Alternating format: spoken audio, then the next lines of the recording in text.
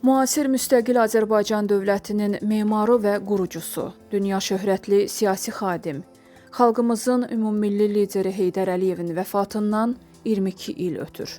Bugün Azərbaycan Prezidenti İlham Əliyev, birinci xanım Mehriban Əliyeva və qızları Leyla Əliyeva fəxri xiyabana gələrək xalqımızın ümummilli lideri Heydər Əliyevin məzarını ziyarət ediblər. Prezident İlham Əliyev Ulu Öndərin məzarı önünə əklil qoyub. Azərbaycanın dövlət himni səsləndirilib.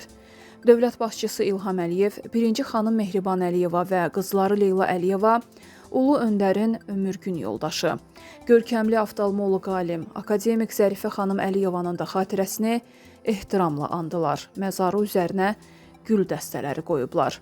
Tanınmış dövlət xadimi Əziz Əliyevin və professor Tamerlan Əliyevin də xatirələri yad edilib. Məzarları üstünə gül dəstələri düzülüb.